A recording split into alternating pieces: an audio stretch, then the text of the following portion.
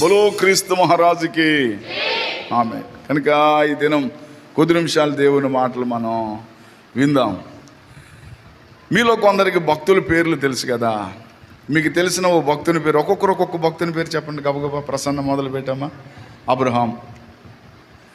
పాసన్, తెలియకపోతే పాసన్ అండి, తెలిస్తే గట్టిగా చెప్పండి. దావీదు, దానియేలు, యోసేపు, మోషే, ఇస్సాకు. పాస్. ఈ పాటికి ఎత్తుక్కుని ఉంచుకోవాలా? అయ్యి చెప్దాం అనుకుని వాళ్ళు చెప్పేశారు అన్నయ్య, నేను ఏడు చేయమంటావు నువ్వు మళ్ళీ ఎత్తుకోద్దా? ఎస్తేరు చెప్పేసింది కదా. ఇంకా యాకోబు, అమ్మ ఆమోసు, యెహోషువ, అమ్మ జకరియా, కాలేబు, సంసోన్. చాలు, నేను చెప్పాలనుకున్న ఆయన పేరు వచ్చేసింది. యెహోషువ అనండి ఒకసారి. యెహోషువ.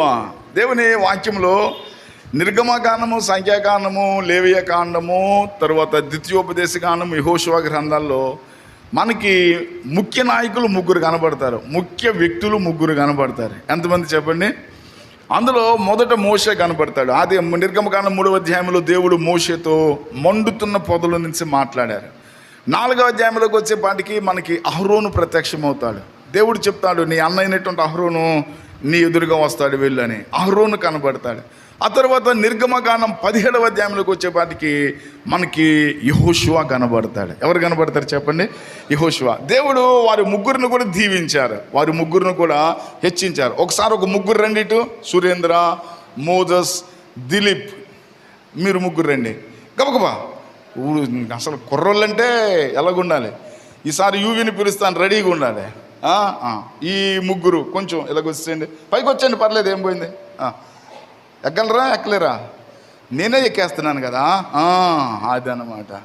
ఈయన చిన్నగా ఉన్నాడు, ఈయన ఇలాగ ఉన్నాడు కదా. అది అహరోను పెద్దోడు. ముగ్గురులో పెద్దోడు ఎవరంటే అహరోను. రెండో వాడు ఎవరంటే ఆ ఇంట్లో మోషే. వీళ్ళిద్దరికంటే పెద్ద ఒక ఆమె ఉంది, రమ్మనంలో ఇప్పుడు. ఆమె పేరు ఏంటంటే మిరియాము.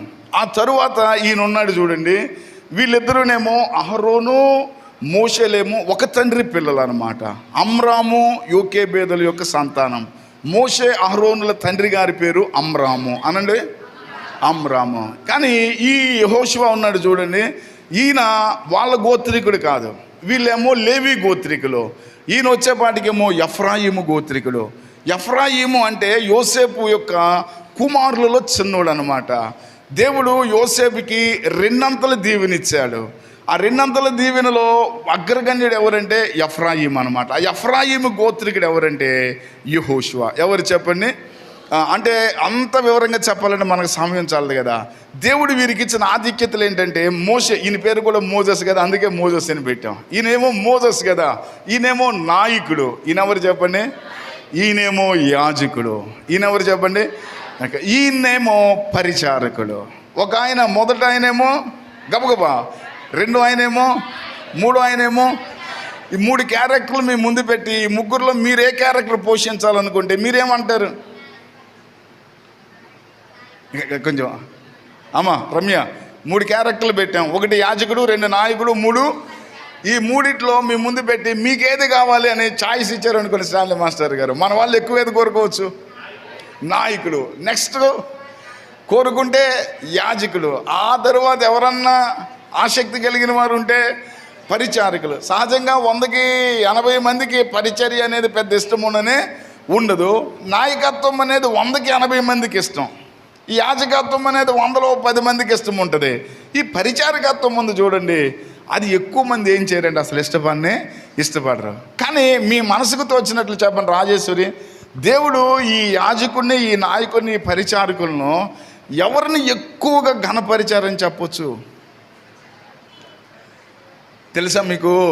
మీకు చెప్తున్నా, నిజంగా పరిచారకుడిగా పరిచయమైన యెహోషువకి దేవుడిచ్చిన ధన్యత ఇంత అంత కాదండి. దేవునికి స్తోత్రం చెల్లిద్దామా? హల్లెలూయా. ఈ నాయకుడు ఎందుకు అంటే ఇజ్రాయేలీలను ఐగుప్తు దేశం నుండి కానాను దేశానికి నడిపించడానికి. ఎక్కడికి నడిపించడానికి? కానాను దేశానికి. ఈ యాజకుడు దేనికి అంటే దేవుని ప్రజలకి దేవునికి మధ్య ఉన్నటువంటి ప్రతి దోషము నిమిత్తము ప్రాధేయపడుతూ ప్రాయశ్చిత్తం చేస్తూ ప్రార్థన చేయడానికి. ఇక ఈ మూడో ఆయన ఉన్నాడు చూడండి, పరిచారకుడు. ఈయన ఎందుకంటే దైవజనులు చెప్పిన పనులను జరిగించడానికి. మీలో కొందరికి వాక్యం తెలుసు. నాయకుడైనటువంటి మోషే కానీ యాజకుడైనటువంటి అహరోను కానీ కనాను దేశం లోపలికి వెళ్ళలా. కానీ పరిచారకుడైన యెహోషువ కనాను దేశానికి వెళ్ళటమే కాదు, కనాను దేశాన్ని అంతటిని కూడా స్వతంత్రించుకున్నాడు. అనేక మంది ఇజ్రాయేలీల్లో యెహోషువ జయించినంతమంది రాజులను మరి ఎవ్వరు జయించలేదు. అంతకు మించినటువంటి గొప్ప కార్యాలు చేసిన వ్యక్తి ఎవరంటే యెహోషువ. దేశాన్ని స్వతంత్రించుకున్నాడు. 12 గోత్రాల వారికి దేశాన్ని చక్కగా పంచిపెట్టాడు. 110 సంవత్సరాల వయసులో దేవుని సన్నిధికి వెళ్ళిన ఒక వ్యక్తి ఎవరంటే యెహోషువ. ఎవరు చెప్పండి? ఈసారి ఎవరికన్నా బాప్తిసం పొందే మనం ఏం పేరు పెడదాం? ఎవరన్నా అయ్యా నా పేరు యెహోషువ అని పెట్టుకుంటాను అన్నవారు ఎవరైనా ఉన్నారా? పేరు పెట్టుకున్నా పెట్టుకోపోయినా పర్వాలా, యెహోషువ అని దేవుడు అంతగా ఘనపరచడానికి ఉన్నటువంటి అతనిలోని క్వాలిటీస్ నాలో మీలో ఉంటే తప్పక దేవుడు మనల్ని కూడా ఏం చేస్తారంటే ఘనపరుచుతారు. అట్టి స్థితి దేవుడు మనందరికీ దయచేయనుగాక. కనుక యెహోషువలో ఉన్నటువంటి ఒక 4-5 లక్షణాలు ఈ దినం మీ ముందు ఉంచాలని చెప్పి ఆశపడుతూ చెప్పాను. మొదట ఆయన ఎవరు? ఆయనకి దేవుడిచ్చిన ఘనత ఏంటి? రెండెవరు? ఈయన పేరు మోజస్ ఫిన్నె. మంచి భక్తులు, ఇద్దరు మంచి భక్తులే. నువ్వు అంత భక్తుడు అవుదువు గాక. ఆమేన్. ఒక మూడెవరు? కెజియా ఎంత సంబరపడుతుంది, నా కొడుకు యెహోషువ ప్లేస్లో ఉన్నాడని. దేవునికి స్తోత్రం, హల్లెలూయా. నోహ గారు హుషారుగా ఉన్నారా? మన పిల్లలందరినీ దేవుడు యెహోషువలాగా దీవించును గాక, హల్లెలూయా. ఇంటికి వెళ్ళినా క్లాస్ తీసుకో ప్రసన్న, నువ్వు ఎప్పుడు అక్కడ కూర్చుంటే ఎక్కడ కూర్చో, అసలు ఎప్పుడు అక్కడక్కడ ఉంటావేంటి అసలు అంటే అదే యెహోషువ పని. దేవునికి స్తోత్రం చెల్లిద్దామా? ఈ ముగ్గురికి చప్పట్లు కొడదాం సావధానంగా. దేవుడు వీరిని దీవించును గాక, హల్లెలూయా. అమ్మయ్య, తొందరగా ప్రసంగం ముగిచ్చేవరా అనుకుంటున్నారా? ముగింపు కాదు, మూలరాయి పడింది. దేనికి? ఇది మూలరాయి, శంకుస్థాపన జరిగిందనమాట. దేవునికి స్తోత్రం చెల్లిద్దామా? చూడండి, యెహోషువ గ్రంథం 10వ అధ్యాయం. యెహోషువ గ్రంథం 10వ అధ్యాయం 11వ వచనంలో దేవుని యొక్క వాక్యం చెప్పడానికి చాలా సంగతులు యెహోషువ జీవితంలో ఉన్నాయి. కానీ అన్నీ మనం చెప్పుకోవడానికి ఇది అనువైన సమయం కాదు కనుక యెహోషువ జీవితంలో దేవుడు అతన్ని కనపరిచిన విధానాల్లో ఒక కార్యాన్ని మనం చదివితే 10-13 చూడండి. మరియు యెహోషువ 10-13 అమ్మ. సూర్యుడు ఆకాశము మధ్యన నిలిచి ఇంచుమించు ఒక నాడెల్లా అస్తమింప త్వరపడలేదు. యెహోవా ఒక నరుని మనవి వినినా ఆ దినము వంటి దినము దానికి ముందే గాని దానికి తరువాతనే గాని ఉండలేదు. నాడు యెహోవా ఇశ్రాయేలీయుల పక్షముగా యుద్ధము చేసెను. ప్రభువుకు స్తోత్రం చెల్లిద్దామా? హల్లెలూయా. అది అప్పుడు యెహోషువయు అతనితో కూడా ఇశ్రాయేలీయులందరూ గిల్గాలులోనున్న పాలెములోనికి తిరిగి వచ్చిరి. ఈ సందర్భం ఏమిటంటే యెహోషువ అనుకోకుండా 5 రాజులతో యుద్ధం చేయాల్సి వచ్చింది. ఎంతమంది రాజులతో? దేవుడు మోషేను ఆ పిస్గా కొండ దగ్గర తీసుకొచ్చి ద్వితీయోపదేశ కాండంలో మోషే ఇక నువ్వు నా సన్నిధికి వచ్చేసాయని చెప్పి అన్నారు. ఆ మోషే ప్లేస్లోకి నాయకుడిగా దేవుడు ఎన్నుకున్న వ్యక్తి ఎవరంటే యెహోషువ ఇజ్రాయేలీల్ని యోర్దాను దాటించి దేవుడు వాగ్దానం చేసినటువంటి ఆ అబ్రహాముకు దేవుడిస్తానని చెప్పినటువంటి పాలు తేనెలు ప్రవహించే కానాను దేశానికి నడిపించాల్సిన బాధ్యత ఎవరి మీదకి వచ్చిందంటే యెహోషువ మీదకి వచ్చింది. ఆ ప్రయత్నాన్ని సమర్థవంతంగా నడిపించిన నాయకుడు ఎవరంటే యెహోషువ. అందులో భాగముగా మొట్టమొదట యెరికో వారికి ఎదురొచ్చింది. యెరికో కోటగోడలను దేవుడు ఏం చేశాడంటే కూల్చేశాడు. దేవునికి స్తోత్రం చెల్లిద్దామా? హల్లెలూయా. ఆ తరువాత వచ్చింది దేశం ఏదంటే హాయి. ఏంటి చెప్పండి? హాయిని చిన్న చూపు చూచాడు యెహోషువ. శపితమైనదేమో అతని ప్రజల్లో ఒక్కరు ఉంచుకున్నారు. ఆ కారణాన్ని చేత హాయి మీదకి వెళ్ళగానే వారికి జయము రాలా. యెహోషువ ఏడ్చాడు, నువ్వు మాతో వస్తానని ఎందుకు రాలేదు అంటే శపితమైనది నీలో ఉంది కాబట్టి నేను నీ దగ్గరికి నీ ప్రజలతో రాలా. ముందు ఆత్మ వారిని శుద్ధీకరించు అని యెహోషువతో చెప్తే శపితమైన దాన్ని వారి మధ్య నుండి తీసివేసి ఆకాను ఇంటిని రాళ్లతో కొట్టి ఏం చేశారంటే చంపివేశారు. తర్వాత హాయి మీద దేవుడు ఏమి ఇచ్చాడంటే జయం ఇచ్చాడు. హాయి ప్రక్కనున్నది గిబియోన్ అనేటువంటి దేశం అన్నమాట. ఆ గిబియోనీయులు కొంచెం ఆలోచించారు, ఒరే బాబో ఆ ఎరుకోని అలా కూలగొట్టేశారు, హాయి వారిని జయించేశారు, వీళ్ళు మన మీదకి వస్తే మనం వీరితో ఏం చేయలేమంటే నిలబడలేమని చెప్పి కొంచెం యుక్తిగా ప్రవర్తించారు. కొంతమంది మనుషులు ఏం చేశారంటే ఈ యెహోషువ దగ్గరికి రావడానికి సిద్ధమయ్యారు. అయితే వారు ప్రక్కనున్నటువంటి దేశం నుండి ఇక్కడికి రావాలంటే వాళ్ళకి పెద్ద ప్రయాస కాదు. అందుకని వారు ఏం చేశారంటే చినిగిపోయిన బట్టలు వేసుకున్నారు, అరిగిపోయిన చెప్పులు వారు ధరించుకున్నారు, ద్రాక్ష తిత్తులు పగిలిపోయినవి తీసుకున్నారు. వారి తలకు నూనె లేకోకుండా వారు బహుకాలము ప్రయాణము చేసిన యాత్రికుల్లాగా ఏం చేశారంటే యెహోషువ దగ్గరికి వచ్చి అయ్యా మీ గురించి ప్రత్యేకంగా దేవుని గురించి మేము విన్నాం, మీ ముందు ఎలాంటి వారు కూడా నిలబడలేరు, మేము మీతో సమాధానం కోరుకుంటూ వచ్చాం, మీ వల్ల మాకు ఏ కీడు జరగకూడదు, మా వల్ల మీకు ఏ కీడు జరగదు. మీరు ఎక్కడ అంటే మేము బహుదూరంలో వచ్చామయ్యా అని అన్నారు. సరే యెహోషువ సరే ఇలాగ దేవుణ్ణి నమ్మి మనల్ని నమ్మి వచ్చిన వారిని, శరణను వచ్చిన వారిని ఎవరిని కూడా మనం త్రోసివేయకూడదని చెప్పి వారితో నిబంధన చేశాడు యెహోషువ. ఆ తర్వాత తెలిసింది వారు దూరదేశస్తులు కాదు, నెక్స్ట్ ఉన్నటువంటి దేశం ఏదంటే వీరి దేశమే. ఇప్పుడు వారితో యుద్ధం చేయడానికి ఏం లేదంటే యెహోషువకు అవకాశం వారితో ఏం చేశారంటే నిబంధన చేశారు. తర్వాత వారిని ఏం చేశారంటే ఇశ్రాయేలీలకు సహకరించే, ఎట్టి చాకిరీ చేసే, కట్టెలు నరికే, రాళ్ళను మూసే పని వారిగా వారు నుంచుకున్నారు. కానీ వారికి ఏం చేయలేదంటే కీడు చేయలేదు. ఈ గిబియోనీయులు యెహోషువతో సమాధాన పడ్డారన్న సంగతి ఆ పక్కనున్న యెరూషలేము, గిబియోన్ తర్వాత దాటితే ఏమొచ్చిందంటే యెరూషలేము దేశం వచ్చింది. యెరూషలేము రాజు ఏం చేశారంటే కొంచెం ఆలోచించాడు, వీరి ముందు మనం నిలవలేము, మన ముందున్న వాడేమో రాజీ పడిపోయాడు, కనుక ఒక పని చేస్తే బాగుంటుందని చెప్పి తన ప్రక్కనున్న 4 దేశాల వారికి యెరూషలేము రాజు కబురు పెట్టాడు. అబ్బాయ్ ఈ గిబియోనీయులు ఏం చేశారంటే యెహోషువతో రాజీ పడ్డారు, ఇప్పుడు నెక్స్ట్ టార్గెట్ ఎవరంటే నేను, నా తర్వాత మీరే.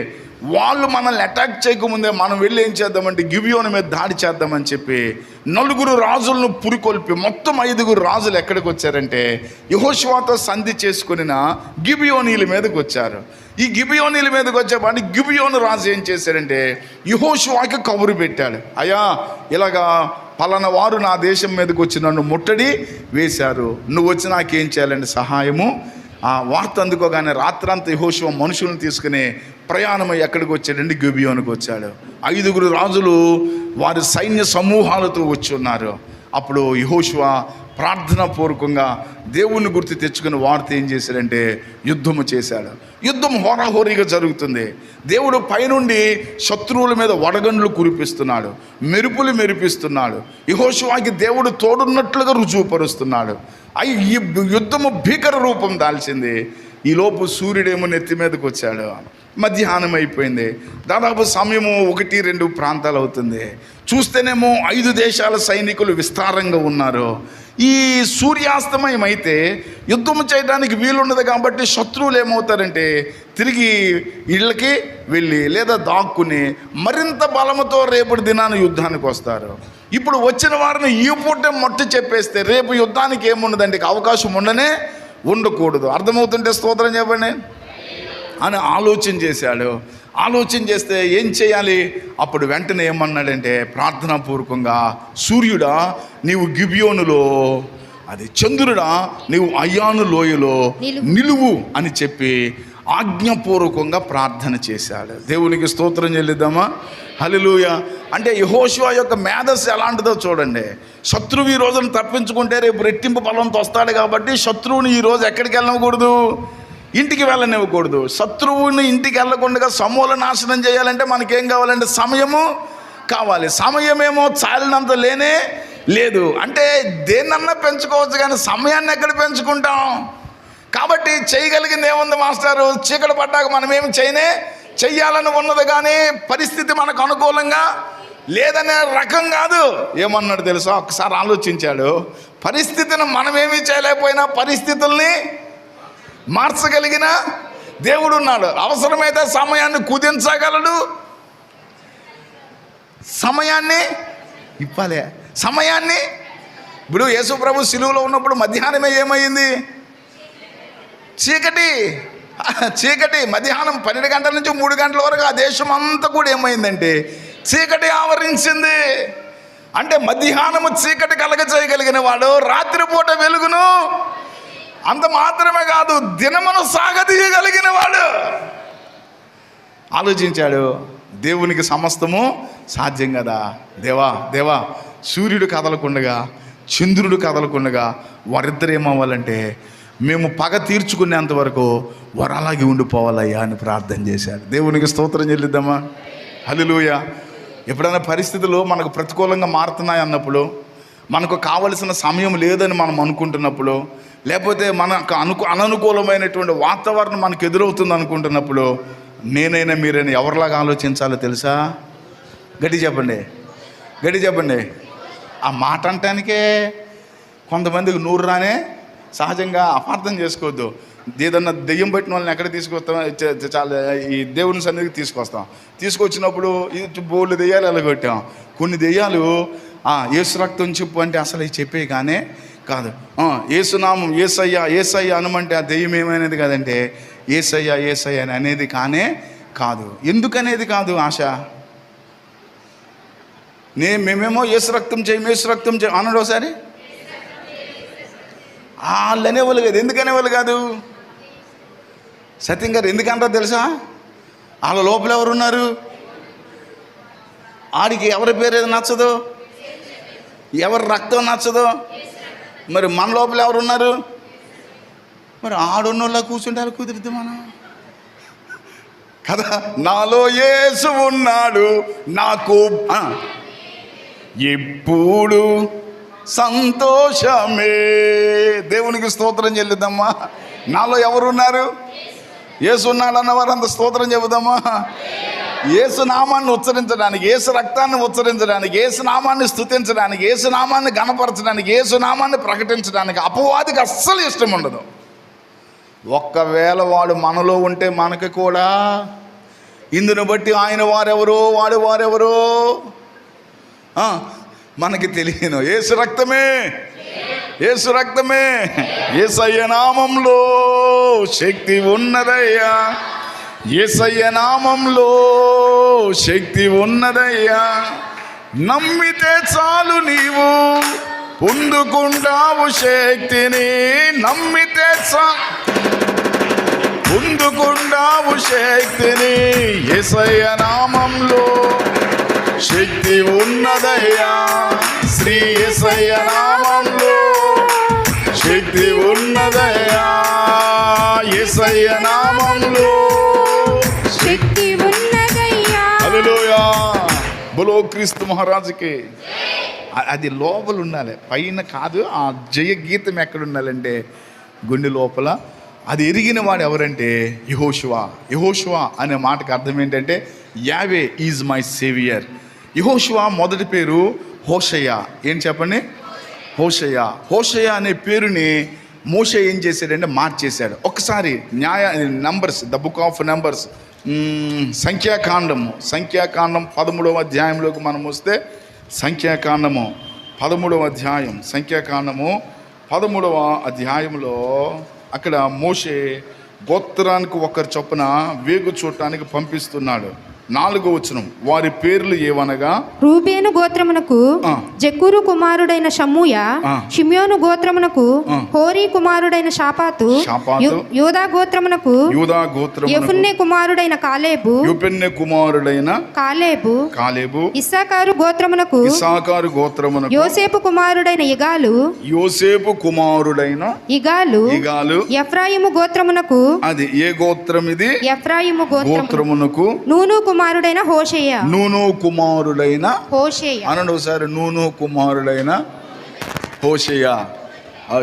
అమ్మాయి ప్రసన్నకు బైబిల్ స్పష్టంగా చదివే కృప దేవుడు ఇచ్చారు. మన ఈ వాక్యాన్ని మామూలుగా ఈ ఆన్లైన్లో యూట్యూబ్లో చూసే కనీసం ఒక 10 మంది అయ్యా వాక్యం చదివే అమ్మాయి ఎవరు కానీ భలే చక్కగా ఈ వారం గుంటూరు ఎలిజబెత్ ఆంటీ దగ్గరికి వెళ్తే అడుగుతుంది, అయ్యా వాక్యం చదివే అమ్మాయి ఎవరు అంటే ప్రసన్న, మీకు నాకు తెలుసా అంటే మీకు తెలియదా అంటే చక్కగా చదివిద్దయ్యా అంటాను. దేవునికి స్తోత్రం చెల్లిద్దమ్మా. చాలామంది మీలో చదవగలిగిన సామర్థ్యము, ఆ స్పష్టత, వాక్శక్తి దేవుడు మీలో చాలామందికి ఇచ్చారు. దేవునికి స్తోత్రం చెల్లిద్దామా. హల్లెలూయా. ఎలిజబెత్ ఆంటీ మిమ్మల్ని అందరిని అడిగానని చెప్పమన్నారు, మీకు వందనాలు చెప్పమని చెప్పారు. స్టాన్లీ గారిని ప్రత్యేకంగా ఎలాగుందయ్యా మాస్టర్కి అని అంటున్నారు. దేవునికి స్తోత్రం. హల్లెలూయా. మన మేలు కోరి, మన క్షేమం కోరి, మన కొరకు ప్రార్థించే తల్లిలో ఒక తల్లి ఎలిజబెత్ ఆంటీ అని చెప్పడం చాలా సంతోషం. దాదాపు 82 సంవత్సరాల నుండి 83వ సంవత్సరం ఆంటీకి వచ్చాయి. ఆ అమ్మ సునందిన ఆంటీ గారు ఉన్నారు ఇక్కడ. సునందిన ఆంటీ గారు, దేవుని దయ 85 నిండిన తల్లికి దేవునికి స్తోత్రం చెల్లిద్దామా. 80 దాటిన తల్లులు మన మధ్య ఉన్నారు. దేవుడు వారందరికీ ఎంత ఇవ్వాలని మన ఆశ. శతమానం అనండి ఒకసారి, శతమానం భవతి. దేవునికి స్తోత్రం చెల్లిద్దామా. హల్లెలూయా, హల్లెలూయా. అలాగే ప్రభు వచ్చే వరకు ఆరోగ్యముతో కూడిన ఆయుష్, యాతన లేకుండా ఇబ్బంది, వారి పనులు వారు చేసుకుంటూ మనందరి కోసం ఆ తల్లులు, ఆ తండ్రులు ఏం చేయాలని ప్రార్థన చేయాలి. అటు భాగ్యం దేవుడు మన తల్లులకు, తండ్రులకు మరి ఇచ్చునుగాక. అలాగా మనం దేవుడిని వేడుకుందాం. దేవుడు అలాగా దీవించునుగాక. ఆంటీ పక్షంగా మరోసారి మీ అందరికి వందనాలు చెప్తున్నాను. ఇక్కడ ఒక్కోసారి ఒక్కొక్క కొమ్ము దీర్ఘం నేనన్నా వదిలేస్తానేమో కానీ ప్రసన్న అయితే వదలదు, చాలా స్పష్టంగా చదివిద్ది. అభినందనలు. దాన్ని ఇంకా ముందుకు కొనసాగించాలని మా దీవెనలు, నీ కొరకైన ప్రార్థనలు. ఇక్కడికి వచ్చాం కదా మనం. ఎఫ్రాయిము గోత్రం కూడా ఎవరంటే హోషేయ. హోషేయ అనే పేరుకి అర్థం ఏంటంటే రక్షకుడు. ఎవరు చెప్పండి. అయితే మోషే ఏం చేశాడంటే ఈ యెహోషువ పేరుని, ఈ హోషేయ పేరుని ఏం చేశాడంటే చూడండి 17వ వచనము చూడండి. 10 ఇంకా పైన వచనము 16 వచనం. దేశమును సంచరించి చూచుటకు మోషే పంపిన మనుషుల పేర్లు సంఖ్యాకాండము 13వ అధ్యాయము 16వ వచనము. దేశమును సంచరించి చూచుటకు అమ్మా మోషే పంపిన మనుషుల పేర్లు ఇవి. మోషే నూను కుమారుడైన హోషేయకు యెహోషువ అను పేరు పెట్టెను. అది ఏం పేరు? యెహోషువ. హోషేయ అనే మాటకు అర్థము రక్షకుడైతే, యెహోషువ అనే మాటకు అర్థము యెహోవా నా రక్షకుడు అని అర్థం. ఎవరు చెప్పండి. అంటే బహుశా మోషే గారి ఉద్దేశం అది అయి ఉంటుంది. రక్షకుడు యెహోషువ కాదు, రక్షకుడు ఎవరంటే యెహోవాయే. అంటే హోషేయ అంటే రక్షకుడే, యెహోషువ అంటే యెహోవా నా రక్షకుడు అని అర్థం ఇచ్చే పేరు ఎవరు పెట్టారంటే మోషే పెట్టాడు. ఆ పేరుతోనే పరిచయం చేశాడు. ఆ పేరు మీద ఒక గ్రంథాన్ని కూడా దేవుడు వ్రాయించారు. దేవునికి స్తోత్రం చెల్లిద్దామా. యెహోషువ అనే మాటకు అర్థం ఏంటి చెప్పండి. ఆ పేరు మనకు లేకపోయినా ఆ అనుభవం, ఆ నమ్మకం, ఆ విధమైన స్థితి నాకు మీకు కడవరకు ఉండునుగాక. మన ప్రభువే మనకు రక్షకుడు గుండి నడిపించునుగాక, కాపురు గుండి కాపాడునుగాక, సహాయకుడు గుండి సహాయం చేయనుగాక, స్నేహితుడిలాగుండి చేయి పట్టుకుని నడిపించునుగాక, శిఖరం మీదకి ఎక్కించునుగాక. హల్లెలూయా.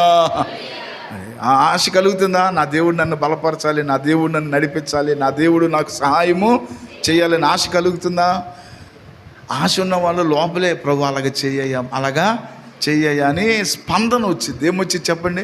స్పందన. ఇక ఆశ లేని వాళ్ళకి ఏమి రాదంటే ఏ స్పందన రానే రాదు. ఒకే ఒక్క స్పందన, ఎప్పటికీ ఇద్దరా నాయన ఈ సురోమాన మనుషులుంటే అన్నట్లు ఎప్పుడు ముగిస్తావు అనుకుంటున్నాను. మిమ్మల్ని చూస్తే ఇంకా చెప్పబుద్ధేసేస్తుంది నాన్న. దేవునికి స్తోత్రం చెల్లిద్దామా.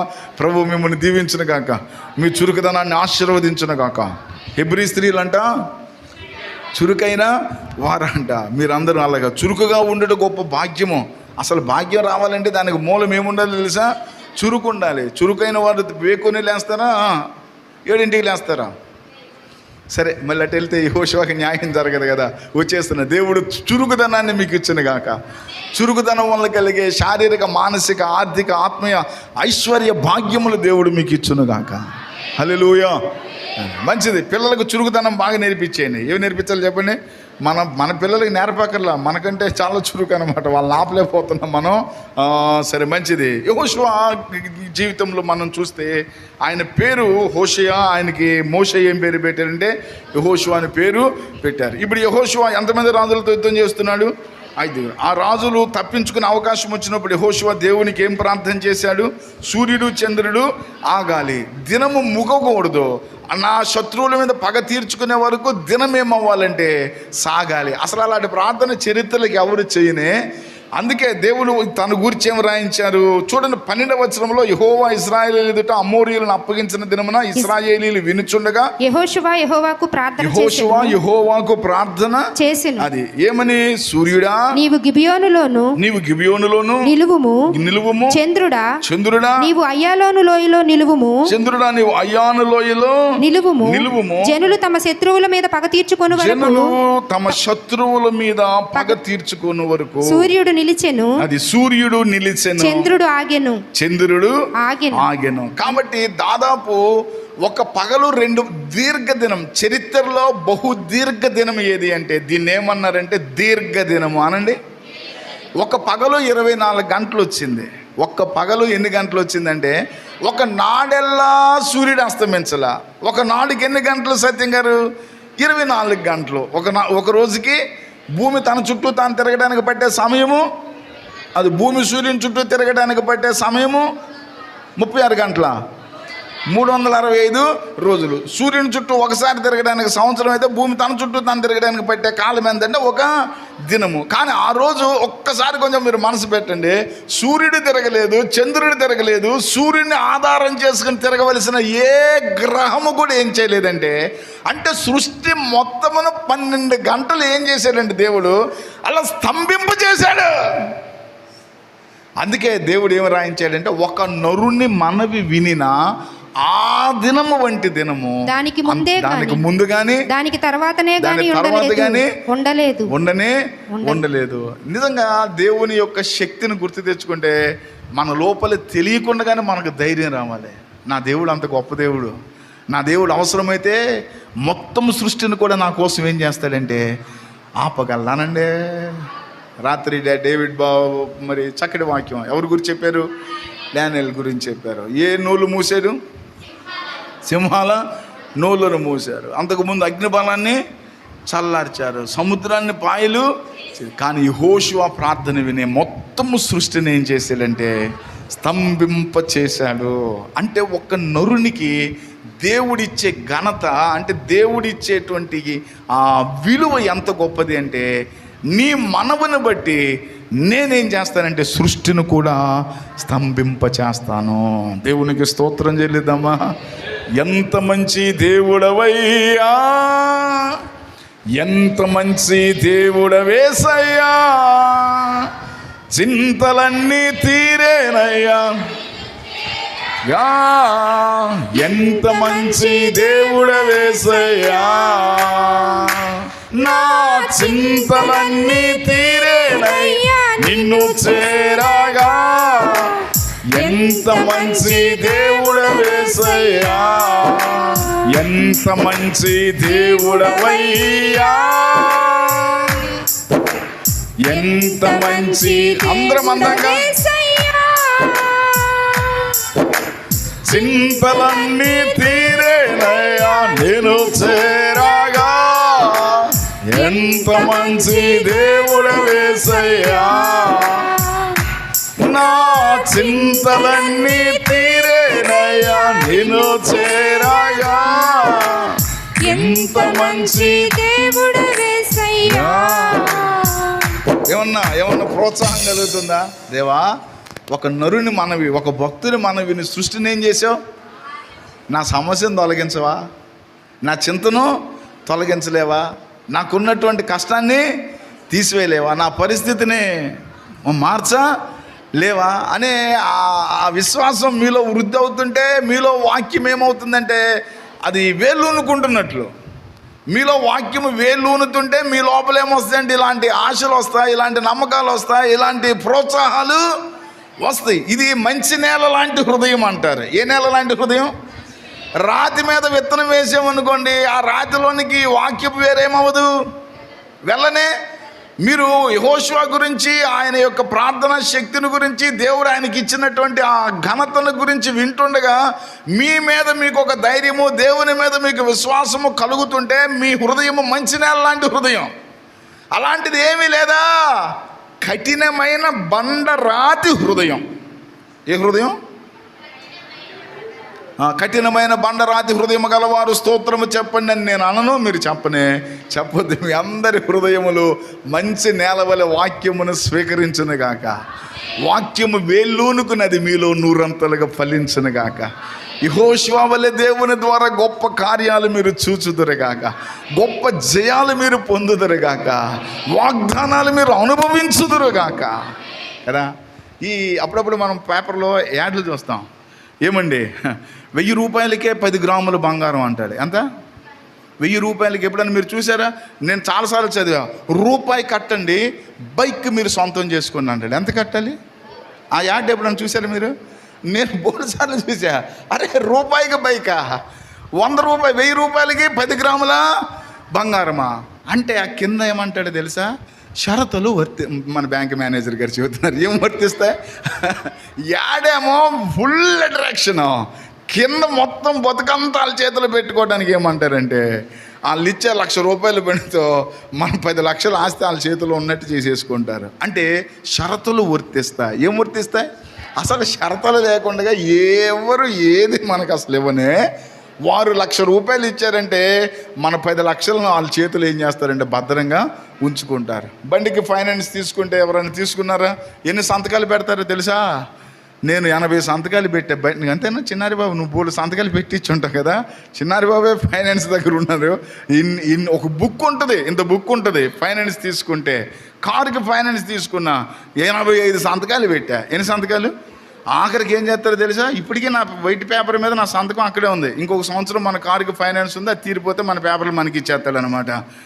అందులో వైట్ పేపర్ మీద కూడా ఏముంటుందంటే సంతకం అనమాట. అవసరమైతే ఈ కారు అమ్మినా వాళ్ళు అప్పు తీరలేదనుకోండి, ఆ వైట్ పేపర్ను కూడా ఏం చేస్తాడంటే, భయపడ మాకు పాస్టమ్మా, ఒక్క నెల కూడా పెండింగ్ లేదు, మొత్తం కట్టేస్తాం, కట్టకుండా నేను ఎక్కడికి వెళ్ళననే నమ్మకం. దేవునికి స్తోత్రం చెల్లిద్దామా? హల్లెలూయా. సరే, మంచి దేవుని పిల్లరా. అది కానీ ఇచ్చేటప్పుడేమో చాలా వాళ్ళే ఫోన్ చేస్తారు, మీరు కారు కొనుక్కోవాలనుకుంటున్నారా, మేము మీకు సులభ వాయిదా పద్ధతిలో లోను ఇస్తాం, తక్కువ ఇంట్రెస్ట్ అంటారు. ఏ ఇంట్రెస్ట్? ఇది యాడ్, కానీ కింద ఉంటుంది ఏమంటారు? షరతులు. అలాగే యెహోషువ లాగా మీరు అవ్వాలనుకుంటున్నారా? కొన్ని షరతులు మీకు ఉన్నాయి, కొన్ని నేర్చుకోవాల్సిన అనుభవాలు మీకు ఉన్నాయి. యెహోషువని దేవుడు పరిచయం చేయటమే అలా చేశాడు. యెహోషువ గ్రంథం 1వ అధ్యాయం 1వ వచనం మనం చదివితే, యెహోషువ గ్రంథం 1వ అధ్యాయం 1వ వచనం, నేనేమి మిమ్మల్ని విసిగించను, సమయానికి ముగిస్తాను, అవ్వకపోతే వచ్చే వారం చెప్పుకుందాం, దేవుడు సహాయం చేయునుగాక.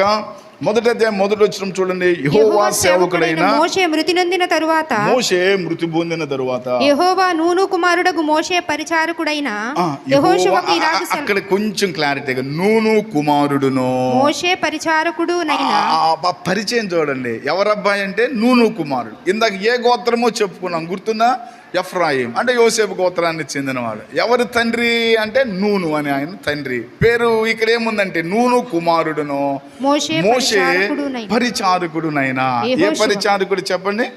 మోషేకి ఏమయ్యాడంటే పరిచారకుడు అయ్యాడు. నిర్గమకాండం 24:13 చూడండి. నిర్గమకాండం 24:13.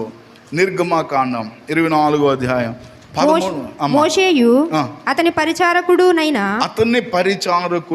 యెహోషువయు లేచిరి. అది 33:11 కూడా చదవమ్మా. 33:11 నిర్గమకాండం. మనుష్యుడు తన స్నేహితునితో మాట్లాడునట్లు యెహోవా మోషేతో ముఖాముఖిగా మాట్లాడుచుండెను. తరువాత అతడు పాళెములోనికి తిరిగి వచ్చుచుండెను. అతని పరిచారకుడును నూను కుమార్